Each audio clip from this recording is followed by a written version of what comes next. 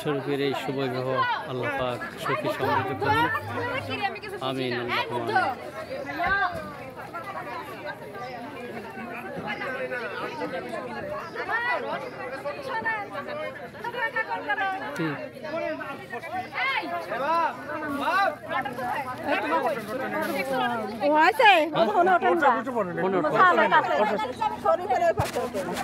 যাবে না এখানে দেখ থাকি মুক্ত হলে থাকতে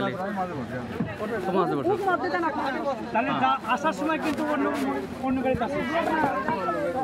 আমি হাইটেও আসবো আর